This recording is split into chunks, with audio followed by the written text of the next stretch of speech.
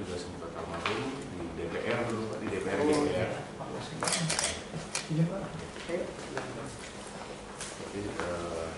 Jadi sekarang dia melanjutkan perjuangan dari kalau kita memperhatikan ini di dekat kantor ini juga kami ada Taman Proklamasi Bung Karno ya. Oh iya. Dulu itu di bawah itu semua, di bawah tanah gitu. Museum ya, ada juga museum ya. Ya di seputaran rumah ini ada 5 unit. Ada gedung Pancasila, ada gedung Trisakti, kemudian Museum Bung Karno, terus ada juga perpustakaan. Jadi yang meresmikan Ibu Megawati, itu dengan Pak Jokowi. Terus kalau museum kami yang di Tampak Siring itu ada khusus pusaka-pusaka. Kalau yang di sini ini lukisan, di Taman Proklamasi itu lukisan. Kemudian yang di museum yang di sini di Renon itu adalah lebih kebanyakan buku. Perpustakaan. Iya. Jadi dulu waktu zaman ini Orde Baru itu kami di bawah tanah semua simpannya. Ya, kerahnya kan berhutan. Iya. Sekarang bersyukurlah dengan istilahnya era Pak Jokowi ya. Iya. Makanya satu-satunya institusi yang dikunjungi oleh para presiden itu di Bali itu cuma dari kami, Pak SBY, Bu Mega, Pak Jokowi 3 kali Pak sudah hadir, dan setengah kabinet sudah hadir. Kemudian ya selain mengelola universitas, museum-museum ini juga kita intens untuk dirikan di seluruh Bali. Ya, jadi kebetulan adinda saya itu ada di wakil ketua komisi 3 di DPRD dari PDIP. Kalau saya sendiri di DPD kan independen. Cuman kalau dari kami dibinanya oleh Ibu Sukmawati Soekarno. Kalau yang yayasan itu oleh Ibu Megawati langsung yang membina. Jadi justru di Indonesia ini yang bisa mendirikan simbol Bung Karno itu hanya Bali. Itu yang dorongan kita kenapa Bali. Seperti misalkan yang di sini kantor kami itu ada 100.000 judul buku. Ya itulah yang kontribusi kami untuk bangsa melestarikan. Ada juga itu foto-foto Bung Karno yang agak langka ketika beliau ada di Mekah begitu ya. Kemudian ada pada saat di Rusia membebaskan Masjid Biru ya. Terus saya sering sampaikan, nggak apa-apa kalau orang Bali yang memberikan penghormatan pada Bung Karno, terutama beliau sebagai doktor dari Al-Azhar University ya, dari Kairo. Ya, maka dari itu sekarang menjadi living laboratory. Jadi banyak yang datang untuk memeriksa tentang dokumen, literatur. Ya, sekarang perjuangan kami di DPD melanjutkan saja. Bawakan. Tapi itu ada pohon itu sumbangan dari Bung Karno. Pohon Bung Karno itu. Oh iya. Di sepanjang jalan itu. Ada. Di mana? Di Arab. Di Arab. Oh iya. Ada Soekarno Ru, Jalan Soekarno, ada pohon kurma kalau ya. Iya, ada pohon kurma. beliau. Iya. Jadi kalau tidak salah kan kalau Bapak Ketua, beliau kan GMNI dulu ya. MNI gitu ya, zaman mahasiswa MNI kemudian. Kalau kami juga dengan keluarga Gus Dur, saya dengan Mbak Inaya, itu satu pendiri dari Forum Interfaith. Waktu itu zaman bom Bali. Waktu itu kan memang situasinya beda ya. Awal reformasi 2002, kemudian di Bali masih, apalagi bom Bali itu kan 2 kali. Jadi itu saya dengan Mbak Inaya, termasuk dengan almarhum Gus Solah, adik dari Gus Dur, saya undang ke Tampak Siring, ke tempat kami di Sekolah Center. Kita dapat jamu dan kita dirikan langsung itu yang namanya interfaith. Bagaimana istilahnya bahwa kita sepakat dengan terorisme itu tidak mengenal agama ya. Di mana-mana pun ada, di India pun ada seperti itu saya katakan. Jadi ya bersyukurlah, karena kalau saya rapat ya di Jakarta itu misalkan dengan counterpart kami, dengan Mabes, dengan Jaksa, dengan Ketua MA maupun juga Menko, selalu ditanya itu 3 wilayah. Aceh gimana, Papua bagaimana, dan Bali. riskan dalam kondisinya. Iya, makanya saya dukung. Ya kebetulan perkenalan ini Pak Wisnu jadi bawa dari 4 DPD. Ya. Saya bersama dengan Pak Mangku Pastikel, bersama dengan Bapak Anak Agung Gede Agung, mantan Bupati, dengan Pak Haji Bambang, kami membagi diri. Ya. Kebetulan kami di Komite 1 di DPD itu sebagai Komite Hukum, bidang hukum, sospol, dan juga keamanan. Bapak Mangku Pastikel di Komite 2, pembagian karena nomor urut 2 beliau, itu nomor urut 3 di Komite 3. Kemudian Pak Haji Bambang di Komite 4, tentang keuangan. Jadi kita punya kepentingan bahwa kebetulan Bali ini sedang memperjuangkan RUU tentang Provinsi Bali. Karena saat ini undang-undang yang kita pakai itu adalah undang-undang zaman Bung Karno tahun 58, bergandengan dengan 3 provinsi. Jadi Bali, NTB, NTT satu undang-undang. Artinya kita tidak bisa bergerak apapun dari pembagian anggaran, dari kewenangan. Nah, jadi kemarin kami dengan Bapak Gubernur, dengan juga seluruh DPR dan DPD mengajukan dan sudah bertemu dengan Menko semua dan juga ke Balik DPR. Ya, insya Allah deh, semoga ini bisa disahkan sebelum 2024. Karena kalau Bali sudah punya undang-undang, masalah Bali itu beres semua. Jadi kita akan dapat bagian juga dari pariwisata. Selama ini kan di Undang-Undang Keuangan itu berimbangan hanya daerah tambang yang ada. Kita ini kekurangan anggaran sebenarnya dengan cuma 7 triliun PAD kecil sekali dengan beban besar.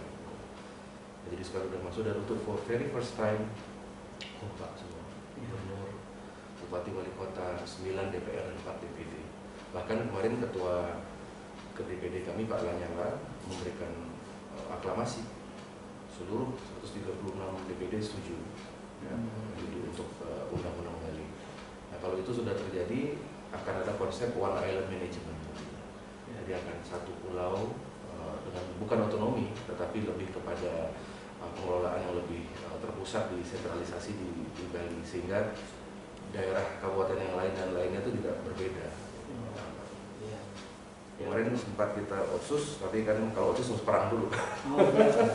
Lain, perilakunya lain. Iya, nomenklatur. Ini kemajuan lah, jadi kemajuan, kemandirian, kebaikan dari suatu daerah saja akan dipertimbangkan juga oleh pusat pastinya. Iya.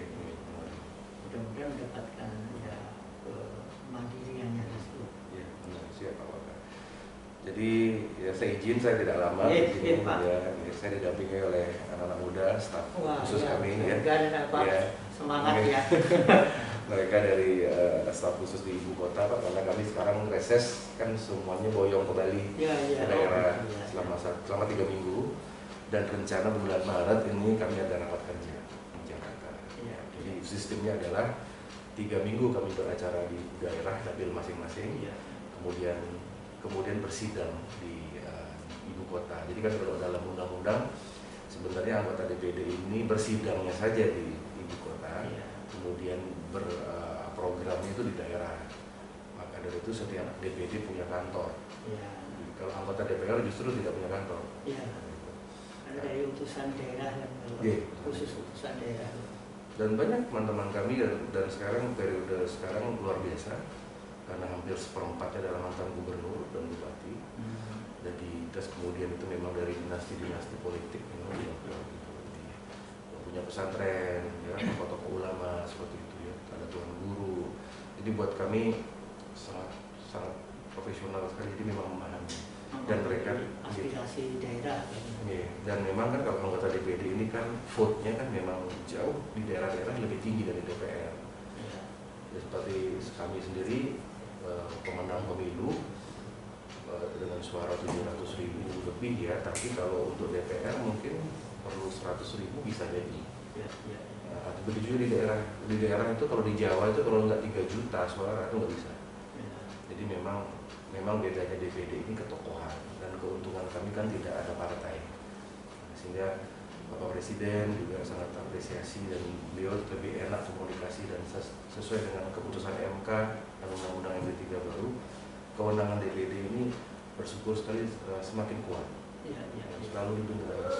Dan kami pun sekarang membahas undang-undang.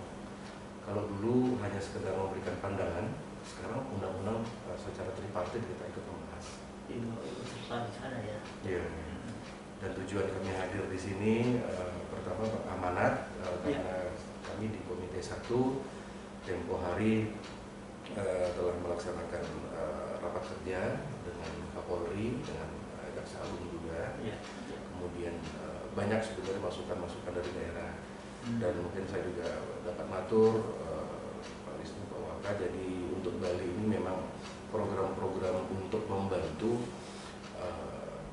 terkait dengan masalah infrastruktur, SDM, aparat-aparat hukum memang menjadi prioritas.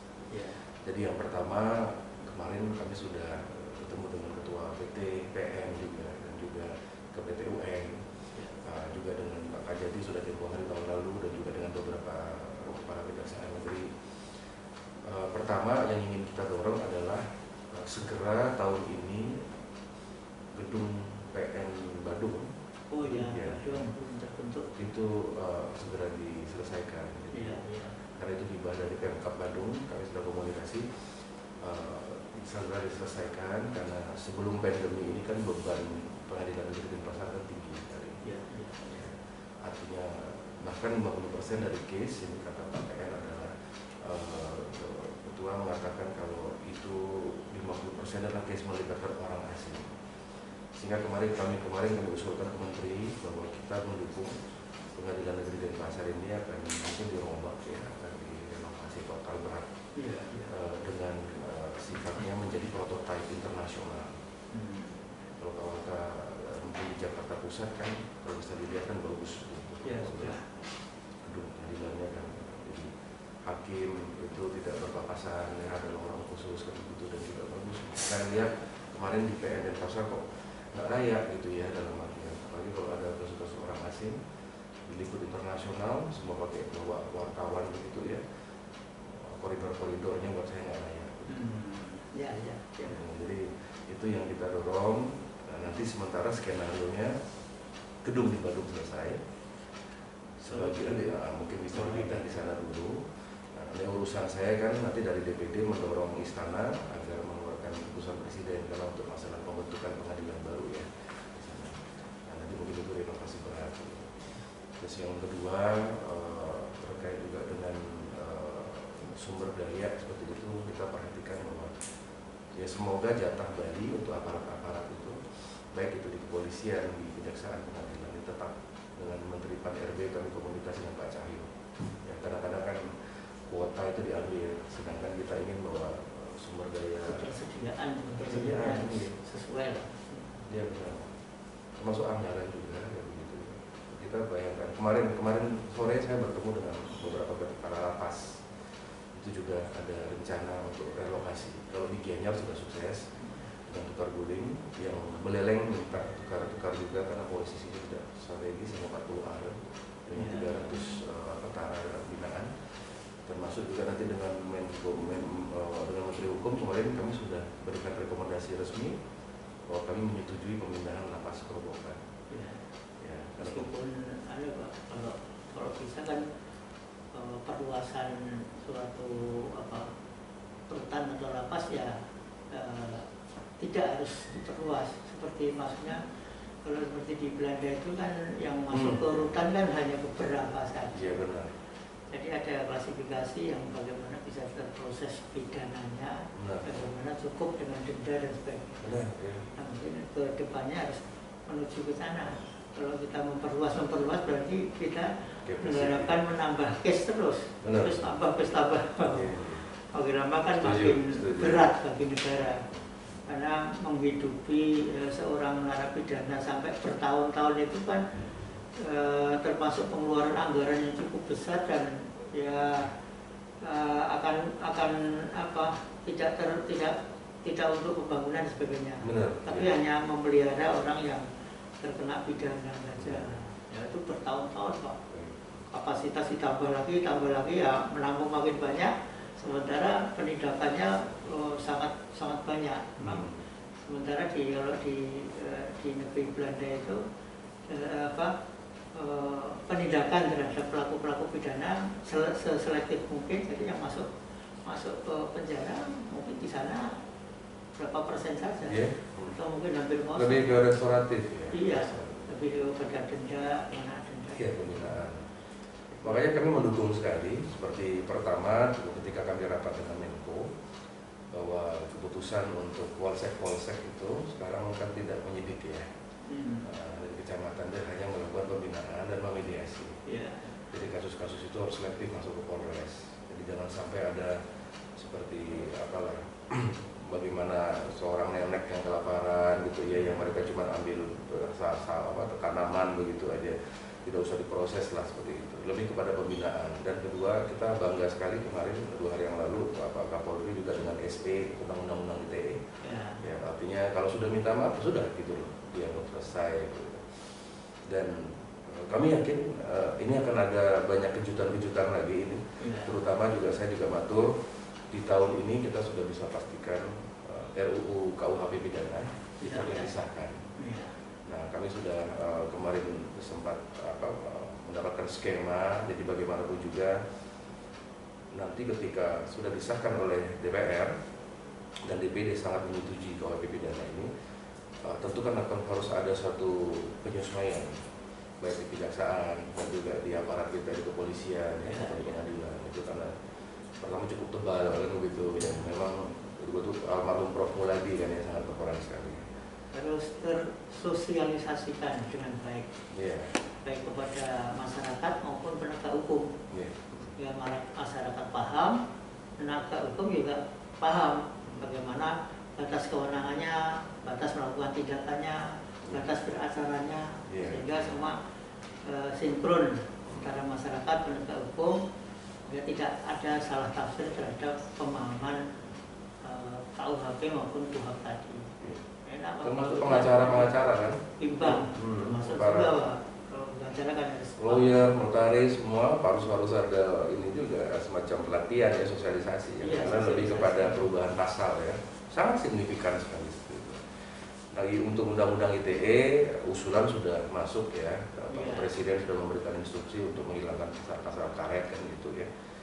Makanya saya senang sekali, saya mohon sampaikan juga kepada jajaran Kejati ini, terutama misalkan case tentang yang menjadi perhatian kami itu kan, misalkan bagaimana masyarakat merasa terbantu dan apresiasi terhadap kerja dari kantor Kejaksaan Tinggi pada saat memberikan keringanan kepada masalah Pak Jering ya. Jering yang masalah IT tentang IB. Ya, kalau kamu tidak salah kan vonisnya 14 bulan ya, tapi dengan Kejati di sini jadi 10 bulan kan begitu ya. Saya melihat itu ada ritme yang berbeda, ada ritme berbeda di masyarakat. Jadi ya bersyukur sekali ya, artinya selaras kan, selaras dengan pidato Presiden, selaras dengan dari instruksi dari Jaksa Agung. Ini artinya sudah menjadi berita baik kan begitu. Ya minimal kan kita juga tidak bisa intervensi hukum, cuman masyarakat memahami bahwa ada skema-skema lah ya, untuk membantu. Dan saya sepakat dengan Pak Wakadari bahwa untuk yang masuk itu yang memang harus diminimalkan, ya, lebih penyelesaiannya lebih kepada mediasi, lebih kepada restoratif kan begitu ya. Jadi jangan tujuan hukum kan untuk memberikan keseimbangan di dalam masyarakat supaya rasa keadilan itu bisa dirasakan semua pihak. Meskipun keadilan sendiri itu kan milik yang kuasa. Nggak mungkin manusia memberikan keadilan yang sedemikian sempurna. Tapi paling tidak mendekati lah. Sehingga di tatanan masyarakat itu tidak terjadi keguncangan dengan perlakuan-perlakuan yang berbeda. Itulah inti dari hukum kan itu. Ya, terjagalah kestabilan di dalam masyarakat, termasuk juga bagaimana memperlakukan suatu permasalahan hukum.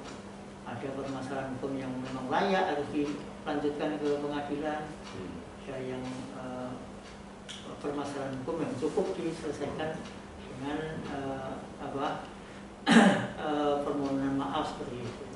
Jadi kalau dituruti memang secara aturan hukum tertulis memang semua akan memenuhi unsur pidananya. Misalnya nyuri satu potong roti ya pidana, salah, tapi apakah ini layak, ini ya perlu digaji. Kalau itu menjadi bagian dari sistem hukum harus pidana semua, ya lapas ini tidak akan layak terus Pak, akan penuh terus. Benar. Nah, negara kan ya termasuk catatannya dalam tanda petik kan rugi juga kalau bayar terus. Biaya itu kan berat Pak. Belum lagi di pandemi COVID ini penyebaran ya. Nah, harus ada lapas yang punya fasilitas COVID Pak. Makanya asimilasi itu sekali kita dukung. Silakan ya kalau di dalam ada seperti kemarin awal itu dari Kementerian Hukum jadi di Direktorat untuk memberikan satu kesempatan ya. Dan saya waktu itu ya sempat berkomentar juga, jaga gawang juga, karena ada case-case kan yang sudah diasimilasi akhirnya melakukan tindakan lagi. Tapi saya lihat jangan lihat case-nya yang 0, sekian persen ya. Kan kalau berita kan memang suka seperti itu. Tapi lihatlah dari 34 provinsi yang kemarin diberikan kebijaksanaan agar tidak perlu sesak itu. Lihat yang berhasil seperti itu. Ya pihak rutan lapas lah. Dan ini sudah masuk pidana yang harus selektif. Mana yang bisa diasimilasi, mana yang tidak. Kalau pembunuh ya sulit juga diasimilasi, itu sulit itu. Selektif. Gitu. Nah, selektif bagaimana si terpidana itu berkelakuan, bagaimana dia terkena pasal apa. Gitu. Kalau berat-berat ya sulit. Ya kalau terorisme, pembunuhan, ya berantai itu ya pasti lah ada. Tapi yang ringan-ringan lah yang mungkin kita lihat dari sisi usia juga ya. Terus seperti kemarin seperti Abu Bakar Basir gitu kan yang udah dianggap rentak gitu ya. Ada juga dari satu yang kemarin yang KPK. Ya itu kan ada pertimbangan ya. Tetapi kalau yang masih potensial, yang muda begitu, yang masih produktif, kenapa tidak kan gitu. Dan kemarin juga waktu saya datang ke Medan, Sumatera Utara, saya sempat resmikan itu. Di sana kan ada banyak orang-orang Hindu yang keturunan Keling, India, jadi Medan. Saya resmikan itu di lapas, ada pura mandir. Banyak loh ternyata begitu dan banyak sekali saya amati. Oh ya sudah, jadi dalam artian pertama fasilitas, nomor 2 adalah kita lihat case by case-nya seperti apa. Ya tanpa bermaksud intervensi hukum, tapi kami secara politik bisa berikan pandangan. Nah ini yang terakhir ini Bapak Waka, kami matur selain pertama nanti kami akan serahkan risalah rapat kami karena merupakan amanat ya kami serahkan nanti dan juga kami akan tembuskan ke Kejari seluruh Bali.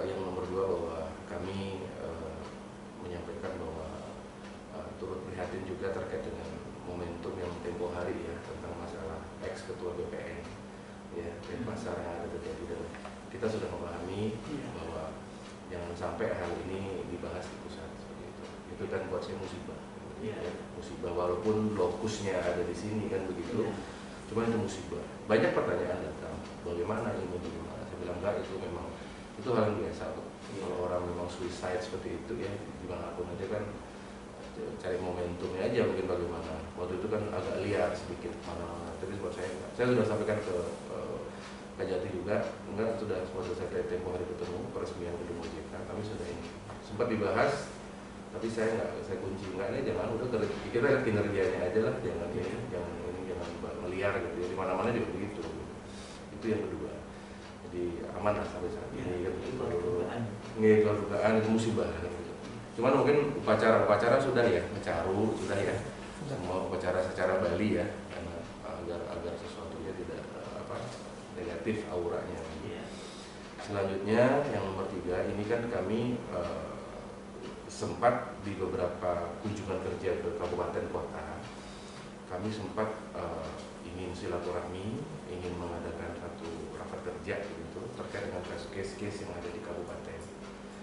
Nah, di beberapa kabupaten ini saya laporkan ke Pak Waka, memang penerimaannya sangat baik, gitu ya, seperti dari Pasar ya, seperti Badung, gitu. Sebelum Bapak Jaksa Agung datang ke Badung ya, itu juga sudah kami hadir. Kemudian sempat di beberapa tempat di Jembrane. Gitu. Nah, cuman ada beberapa kabupaten yang ketika kami datang untuk bersilaturahmi dan juga ada satu rapat ya atau audiensi seperti di Kabupaten Karangasem misalkan. Ya, itu yang memang mengarahkan untuk meminta izin dari Kajati Bali, begitu. Jadi dari sekretariat kami memang sempat heran, ini kan reses yang hadirnya anggota DPD, ya undang-undang. Kita sudah kirimkan surat 2 kali waktu itu Karangasem case-nya. Waktu itu saya ingin membantu tentang masalah Padang Bayi, program Pak Jokowi tentang masalah Bali Baru. Kami sudah ada di Karangasem waktu itu, tapi dengan pimpinan di sana harus izin Kajati dulu. Saya sih nggak mau ganggu beliau ya, kalau WA Pak Kajati, oh ya sudahlah nanti aja begitu. Ada masukan juga, ini gimana dari staf hukum, apa perlu dilaporkan nggak ini Kajati Karangasem, ya apa Kajati Karangasem ini ke Jaksa Agung gitu. Ya udah saya nanti aja saya tanya deh pas kesempatan datang. Ada yang nggak kaku seperti itu ya, yang lain begitu. Kalau yang lain diterima baik di pasar, jaksa apa di Gianyar, di Jemberana, Gadung gitu. Yang akan kami kunjungi ada 4 kabupaten kalau tidak salah, Lingkung, Bangli, dan juga ada beberapa tempat. Jadi mungkin mohon atensi, nanti ke depan mungkin kami bisa komunikasi. Jadi nggak enak waktu itu waktu mau bahas itu kita sudah ini kan waktu itu rencana akan ada rapat tentang dermaga atas saran Ketua BPN Karangasem. Saya datang ke Ketua BPN, udah nanti rapatnya kita di kantor Kejaksaan Karangasem saja gitu. Oke, boleh saya terima ini. Ya, tiba-tiba hari-hari udah siap nih, semua undangan udah siap, dibatalkan sama beliau. Padahal itu rapatnya yang menginisiasi DPD Komite 1. Saya diem aja, oh ya sudah kita pindahkan aja rapat apa-apa. Terus waktu itu dapat juga tuh mau agak hadir gitu silaturahmi hal yang jadi mohon nanti ya kan Pak Asinda. Oh gitu. Itu yang merapat dengan tim pasar. Ada persiapan serah terima. Oh iya. Jadi beliau merapat dengan tim pasar. Jadi oke, terima kasih. Jadi nanti mohon atensi saat nanti hal-hal seperti itu kami mohon sebenarnya harus bagaimana sih gitu ya, apakah nggak apa-apa kalau seandainya dari kantor Senayan harus berkirim surat ke Kajati untuk matur audiensi boleh, tapi maksudnya jangan ada standar yang lain kan begitu. Kalau di tempat yang lain, di kejaksaan lain kami hadir baik-baik saja, itu bahkan luar biasa diterimanya. Ada beberapa yang agak kaku gitu. Tapi ini menjadi catatan kami sih begitu ya, nanti kami mohon petunjuk. Terus yang nomor yang selanjutnya bahwa ya ke depan apa yang sudah pernah kami bahas dengan beliau Bapak Kajati terkait dengan bagaimana lebih menguatkan peran baik dari infrastruktur, anggaran maupun juga dari SDM di kantor Kejaksaan seluruh Provinsi Bali khususnya itu selalu menjadi perhatian kami dan memang agak tertunda karena masalah COVID ya. Tapi pas Tungkare ini 2022 itu sudah mulai normal anggaran gitu. Tapi mau kemana-mana. Iya benar. Ya, kita anggarannya kan sedikit Pak. Jadi mungkin nggak begitu banyak kan sampai 7. Jadi kalau dibandingkan dengan ibu kota provinsi yang 72 kan 1/12-nya untuk seluruh Indonesia. Nah, jadi mudah-mudahan anggaran yang ada itu ya bisa efektif lah untuk kegiatan kita. Kalau dikurangi lagi juga makin merepotkan juga pasti. Yang di tingkat pusat bisa membahas hal ini. Yang pada prinsipnya atau pada pokoknya adalah untuk kelancaran tugas masing-masing, baik di tempat kita maupun di instansi lain. Kita fokus untuk gedung Jaksa Agung ya. Kemarin ada musibah ya, emang tersebut ke sana semua ya. Ya mudah-mudahan tapi terlepas dari kontroversi, tapi saya Presiden dan juga di DPD kan tidak masuk ke wilayah itu ya. Kita fokus aja memang bicara, memang anyway itu gedung tua gitu ya. Mungkin internetnya nggak jalan gitu ya. Tua memang tua. Sangat tua sekali. Gitu. Kalau dirombak nggak boleh karena merupakan cagar budaya juga. Ada kesulitannya di sana. Terutama gedung Bundar itu yang memang ikon kan. Kemarin ada satu ini pandangan dari ini, saya bilang enggak lah, itu ada artian mengenai konstruksi dan lain sebagainya ya harus diperkuat. Sama dengan di Grand Bali Beach Hotel yang di Sandur itu kan pernah terbakar itu. yang menyisakan satu ruangan Bung Karno kan, yang gitu. Tapi kalau gedung lama itu kan strukturnya kuat, ya nggak seperti gedung-gedung sekarang ya. Jadi di sana memang paten. Tapi kalau memang, apakah saya tidak paham apakah itu multi years ya, apakah di anggaran ini karena saya belum periksa. Tapi yang pasti itu prioritas kita dulu karena simbol bangsa ya. Sebenarnya agak percuma juga bangun yang megah karena ketika Presiden nanti akan memindahkan ibu kota, dan saya pastikan pemindahan ibu kota ke Penajem, ke Kukar, Kalimantan tetap ongoing, anggaran tetap, semua tetap. Yang akan dipindahkan kan adalah salah satunya adalah Kejaksaan Agung yang akan dipindahkan. Jadi Mabes, gedung DPD, gedung DPR, MPR, 34 kementerian. Ya. Jadi tempoh hari saya sempat datang juga ke Kukar, gedung itu bagus memang. Apa namanya? Ya seperti Putrajaya lah, lebih bagus daripada Malaysia ya. Jadi memang bagus, landscape itu bagus kan. Ada pelabuhan, nanti ada airport, pokoknya desainnya sudah luar biasa. Tanjung ya, Kalimantan memang nggak ada gunung api. Cuman saya kemarin banjir ya. Itu Kalimantan Selatan. Kalau timur ini ya. Kalimantan Selatan kan tanahnya kan tanah termasuk rawa banyak. Jadi airnya nggak akan bisa tembus. Jadi makanya itu yang kemarin mengenai gedung yang baru, saya bilang ya sudah, apakah nanti ketika ibu kota pindah dan Jaksa Agung akan pindah ke, dan kami juga berkantor di Kalimantan, yang mungkin itu bisa jadi apa, diklat lah, apalah pokoknya. Jadi gedung-gedung kementerian di Jakarta ini kan kami jaga. Pertama jangan dijual, gitu ya, jangan dijual lah, itu aset. Yang nomor dua, ya jadikan aja seperti kantor hub ya, menghubung. Gitu. Nanti status provinsi DKI kan akan dicabut, jadi akan menjadi provinsi Jakarta. DKI-nya Jakarta pindah ke ini, dan kami sudah usulkan nama. Apakah nanti nama ibu kota kita itu Kertanegara, kan kita kan dulu punya Babat ya, Negoro Kertogomo gitu ya, itu kan luar biasa sih sebenarnya gitu. Dan saya kemarin periksa tetap jalan itu semua, walaupun tidak overexpose, semua pembebasan. Dan jadi Istana Presiden, Istana Wapres, gedung MPR, gedung DPD, dan juga gedung DPR tadi di prioritas. Makanya kemarin semua rencana pembangunan di Senayan apapun nggak disetujui Menkim. Udah karena kita fokus sana ya, walaupun berapa tahun nanti ya jadinya, tapi sudah on proses semua. Ya mudah-mudahan lah. Tadi ayo.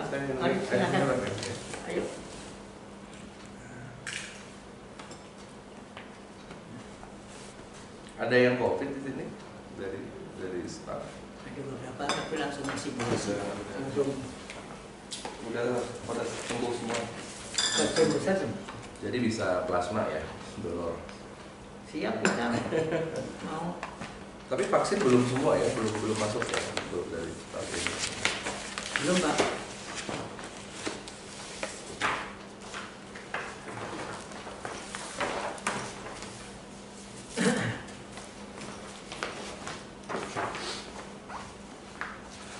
Jaksa Agung sekarang apa ini ya, saya senang ya, orangnya humoris, tapi tegas Pak. Tegas, korte tegas gitu. Tapi nggak tegas. Ada ini seperti mirip suaminya Inul. Oh, Pak Adam ya. Di sini ada perpustakaan di kantor ya? Ada.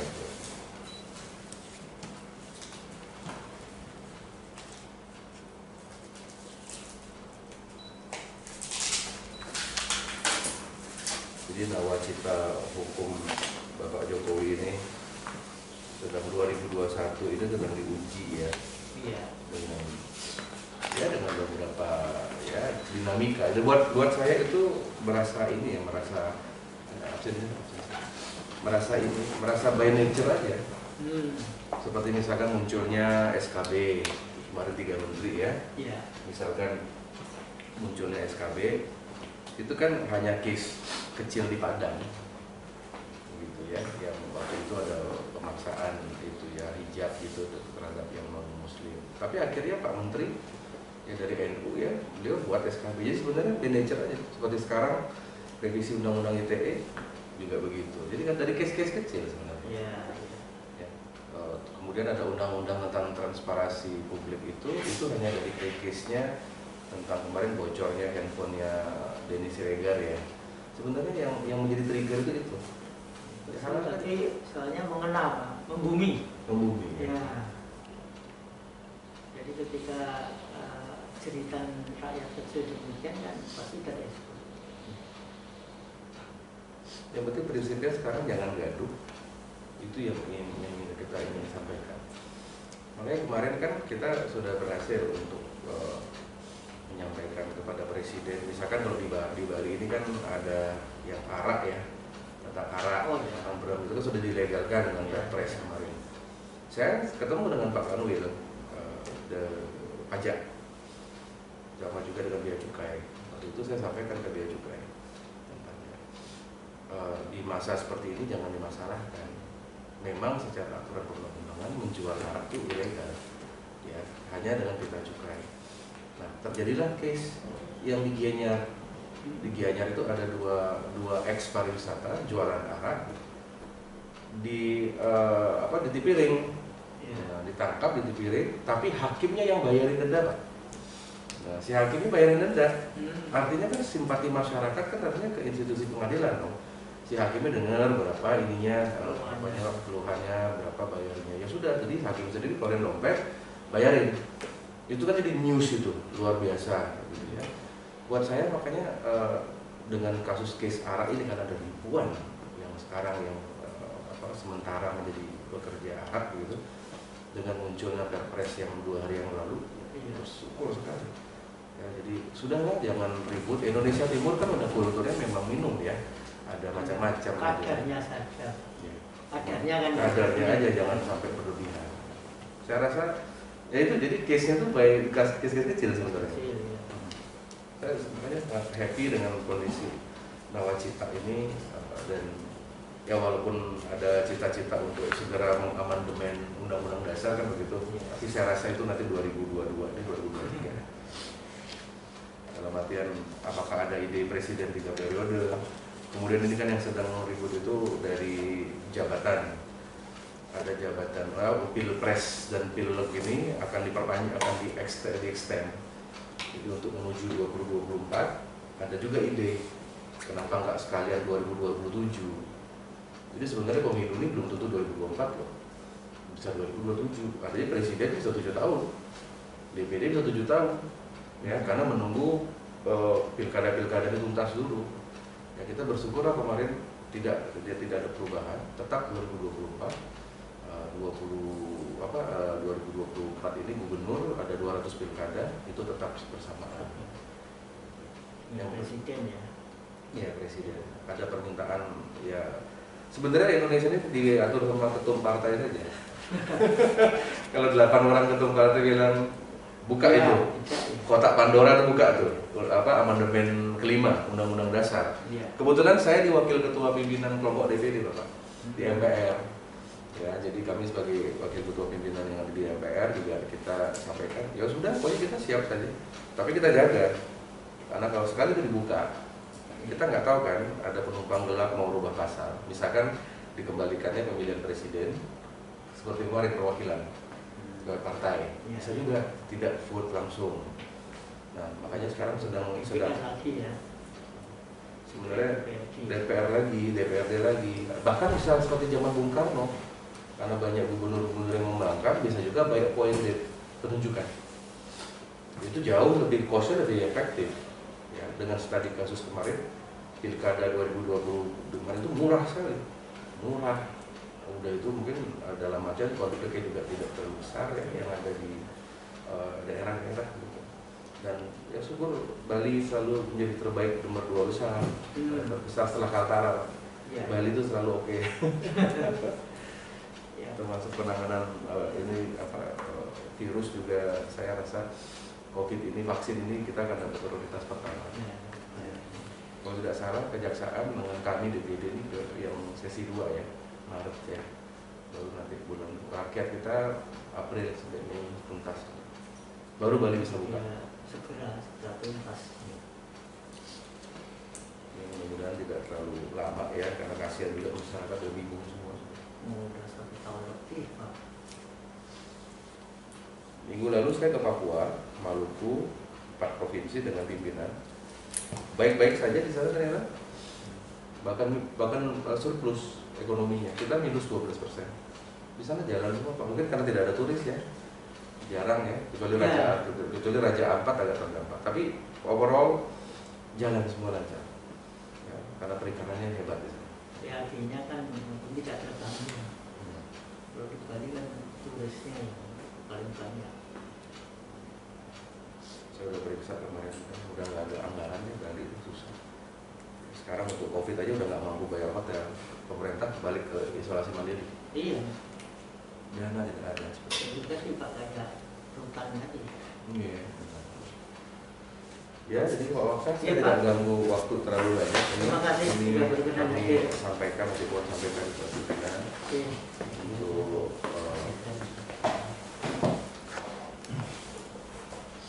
ini penjelasan Jaksa Agung kemarin kami lampirkan terkait penegakan hukum dan perlindungan HAM di daerah. Ada beberapa rekomendasi dari DPD juga yang semoga bisa diimplementasikan di tingkat daerah, dan risalahnya juga sudah kita sampaikan.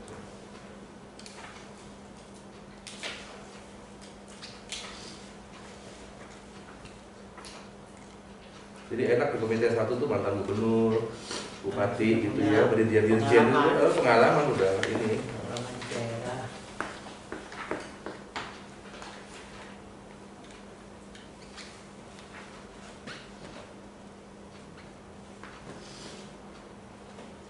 Suratnya Pak Setia Untung ada ya, sudah ada ya, Pak Waksa. Oh ya, sambut surat.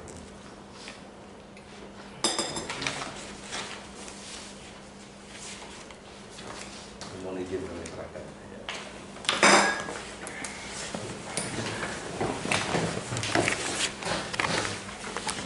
Gimana? Ini aja.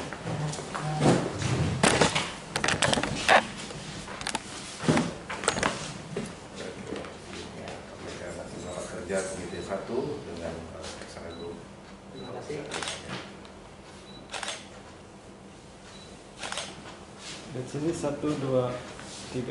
Lagi sekali 1, 2, 3. Ya, terima kasih. Ini sekedar Terima kasih atas cendera mata kebersamaan.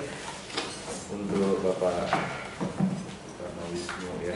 Iya. Ini buku DPR lengkap Pak, ini edisi bahasa Inggris Under Federal Constitution. Iya. Ini kitab yang Bung Karno ini luar biasa. Tapi ini edisi yang terbatas, ini yang bahasa Inggris ya. Saya serahkan. Ya. Terima kasih. Ini. Dan perpustakaan kita untuk mempelajari sejarah. Ini jas merah ya. Terima kasih. Terima kasih Pak.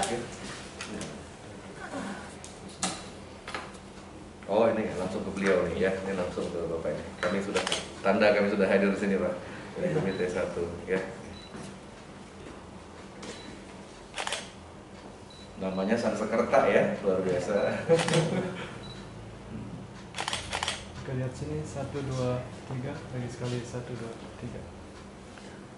Orang tua Pak yang memberikan apa? Oh iya pasti itu kan sudah pasti ini ya, sudah pasti ada sakral. Berkah. Kemarin boleh sudah ya? Terima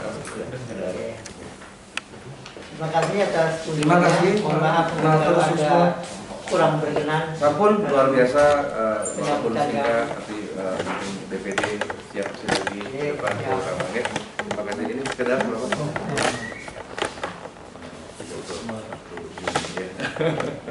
Kalau saya mantan rektor ya bawanya buku. Oke, sekali lagi terima kasih, saya mohon pamit ya. Terima kasih. Terima kasih.